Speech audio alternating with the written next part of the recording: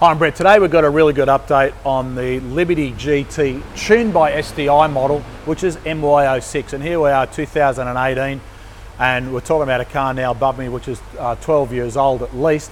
Now you've got to remember, in Australia, there was never a true STI model. It was an enhanced Liberty GT, which Subaru did with a range of performance goodies, including a replacement ECU, which only gave the car back then 5 kilowatts more. We'll talk about that in a minute. But it also came with the badges, came with replacement rear STI control arms, came with Bilstein shocks, STI springs, front and back, a few other different modifications from a trim point of view. So what we're going to talk about in this video is what you should be looking for, because this model is still a pretty popular car, whether it's a 6-speed manual or the auto. There's still a very good value car these days if you're looking for something for a bit of fun, and also whether you want it in a wagon or a sedan model, which is what it came in. Now this particular model has got an aftermarket exhaust system, originally fitted in Perth. It is a little bit loud because it's got cannons on the back, but the owner of the car is reasonably happy with it. But what he has done at some stage in the past is replace the rear sway bar with the white line adjustable bar on the back to make the car turn in a little bit better. And you'll notice if we come around this side, you can see the different locations for the position of the link, which changes the stiffness of the rear sway bar to allow you to dial in a little bit of understeer or oversteer. Some of the things on this particular model, you got to remember, it has got a multi-link rear suspension. It doesn't have Chapman struts in the rear end, meaning the shock absorber and the spring has no guiding function. So it can actually take the spring and shock out, and the location of the suspension is still locked in place. Of course, it won't support anything because the upper link controls the upper part of the rear suspension, and these two lower links control the bottom half. So the toe control is actually here, and we've spoken about that before. That's one of the areas that a lot of people forget about when you want to adjust the rear wheel alignment on this particular model. But if you want to change camber, it's this upper arm that you've got to change these pivot bushes on to change the camber in the top end, which is obviously a lot more difficult than a Chapman strut or McPherson strut rear end.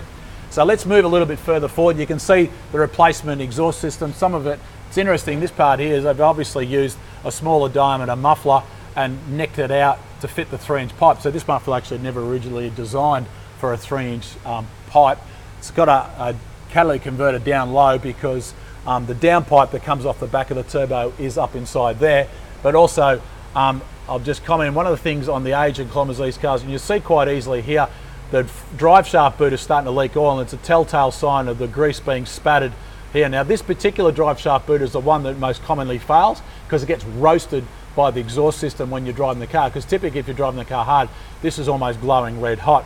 The other thing to look at, and I'll get my cameraman to come around from the side, is this bush here. And if you look carefully up inside there, it starts to tear where the rubber bush goes through a lot of angular change where it's pressed into the alloy arm. There's a really good replacement white line part for that, which improves not only the geometry, but also when we supply and fit it, we give lifetime warranty because they're just that reliable. That, getting back to that drive shaft boot there, simple clean up and check the grease inside and put a new clamp on it, it'll be fine. And sometimes you may notice a smell of burning grease under your car, and that's because this oil here has been flicking against the front side of the exhaust system and burning off when it gets hot.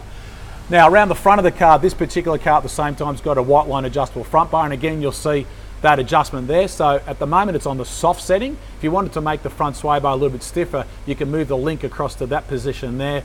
Would tighten up the front end a little bit, but also at the same time would possibly make it understeer a little bit better. So at the moment the customer's got his car set on conservative settings. But remember, this particular model car was a fantastic car. This is a 6-speed transmission that it came out with factory standard. It's got a really good engine from a performance upgrade point of view. We have custom tuned this car some time ago to suit the modified exhaust with race ROM technology. But just remember, the Liberty GTs on the early models, you've got to be a little bit careful you don't go too hungry, because the turbo factory standard is not that big. And make sure you choose the right package of parts to go with it. So there you have it, Liberty GT tuned by STI. Oh, I did note, even if it's got the STI replacement ECU, which was delivered in the car, don't get excited about some huge increase in performance. Most people can't pick the difference between the standard factory Liberty GT and the tuned by STI Liberty GT, because the only difference in the ECU was 3 to 5 kilowatts when you measured it at the wheels. Of course, remember, if you do want some custom tuning, you can contact us through our partner network around Australia, so we can do a custom tune for you near your house.